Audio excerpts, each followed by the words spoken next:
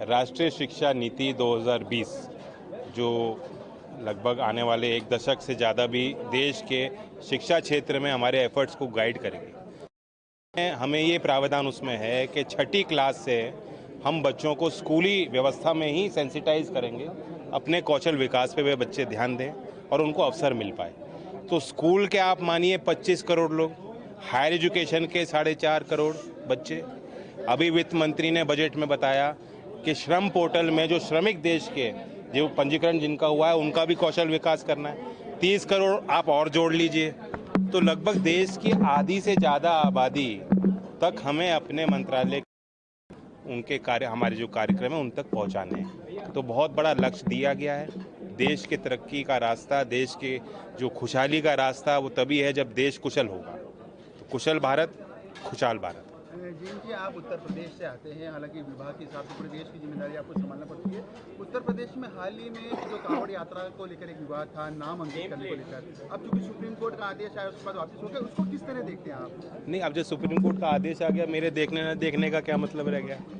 अब तो हो चुका है और उसको सभी राज्य सरकार मान रही है उस आदेश को।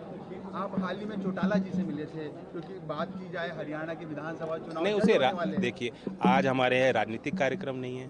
हमारे कांग्रेस के जिम्मेदार विधायकगण, हमारे यहाँ सांसद, यहाँ महापौर, हमारे यहाँ मंत्री, राज्य के सब लोग एक हैं कि कौशल विकास के इस मिशन को कैसे जन जन तक हम पहुंचा सकते हैं, गांव और ढाणी के लोगों को कैसे हम जोड़ सकते हैं। तो राजनीतिक दृष्टि से आप मत देखिए, चौटाला जी आए थे, कौशल विकास के संदर्भ में मुझसे उन्होंने मुलाकात की।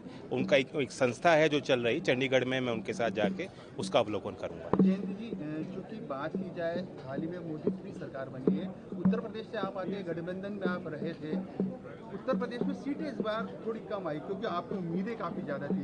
क्या लगता है? अब मैं पॉलिटिकल बयानबाजी आज नहीं करना चाहूँगा, लेकिन फिर भी रिजल्ट अपने आप हैं, हम जीते हैं और कुछ लोग हारे हैं। विपक्ष की अपनी भूमिका होती है, सत्ता पक्ष की अपनी जिम्मेदारी होती है। हम अपनी जिम्मेदारी निभा रहे हैं, विपक्ष की भी हम अपनी नज़र विपक्ष की तरफ रख रहे हैं कि वो भी हमारा सहयोग करें। केशव प्रसाद मौर्य जी को लेकर कई चीज़ों की बातें यूपी की राजनीति में चल रही है। अब चूंकि आप है और यूपी से जुड़े हुए, तो आपसे सवाल बनता है, आप चाहते हो मैं करूं मसालेदार बात? हकीकत ये है कि जैसे परिवार में थोड़ा बहुत आपस में बातचीत और संवाद होता है, खुला संवाद, वह लोकतंत्र का सिद्धांत है। अब उस खुले संवाद पे आप जो है अलग मायने निकालते हो, वो गलत है। ऐसी कोई बात नहीं, आप मसाला लगाओ, कुछ नहीं है। परिवार की तरह हम लोग काम कर रहे हैं। यूपी में सब कुछ सामान्य है, मतलब ये माना जाए सब कुछ सामान्य? देखिए, अच्छा है, बड़ा मैंडेट दिया गया है। देश में तीसरी बार, मतलब आज़ादी के बाद इस देश में लोकतंत्र में दूसरी बार हो रहा है कि तीसरी बार मैंडेट किसी सरकार को दिया, तो ये बहुत बड़ा विश्वास इस बात में झलक रहा है। यूपी में योगी जी का क्रेज जो है क्या कम हुआ है आपके साथ? देखिए, हम राजस्थान के यहाँ हम खड़े हैं, राजस्थान के लोगों का बहुत बड़ा आशीर्वाद और सहयोग मिला है। 3 राज्य के हमारे जन शिक्षण संस्थान के सदस्य यहाँ उपस्थित हैं, गुजरात और मध्य प्रदेश और राजस्थान, उनका सम्मान रखते हैं।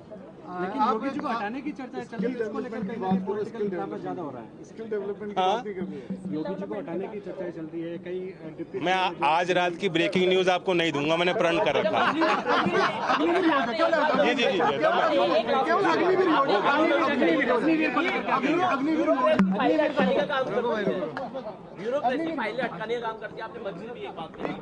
नहीं, मैंने ये नहीं कहा कि ब्यूरोक्रेसी फाइल अटकाने का काम करती है, लेकिन हर चीज़ की अपनी व्यवस्था होती है। उस व्यवस्था को कैसे हम दुरुस्त करें, गति कैसे बढ़ाएं, ये जिम्मेदारी हम लोगों की सबके कॉन्फ्रेंस हुई उसके बारे में थोड़ा बताइए। जो डेवलपमेंट आ रहा है स्किल्स के जरिए, देश के 290 JSS हैं, उसमें से 3 राज्य के जो जन शिक्षण संस्थान हैं, जिसमें 82-83% महिला बेनिफिशरीज हैं और अनुसूचित जात और जनजात के लोग, बहुत गरीब तबके के लोग सीधा उनके बीच रहकर काम ये संगठन करते हैं।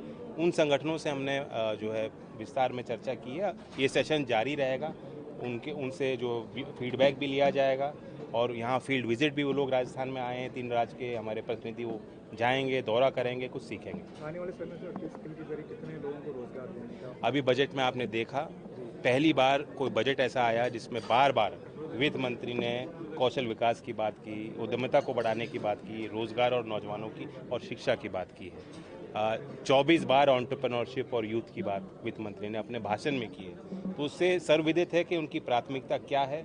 20 लाख लोगों को हमें ट्रेन करना है 5 साल में, 1000 जो ITI हैं उनको अपग्रेड करना है, हमारे 5 NSTIs को अपग्रेड करना है। हम यहाँ जयपुर में खड़े हैं, यहाँ भी एक NSTI है। तो हम चैलेंज मेथड के साथ अपनी एक प्रक्रिया को फॉलो करेंगे, चिन्हित करेंगे, वो संस्थाएं जो अच्छा काम कर रही हैं उनको आगे बढ़ाएंगे।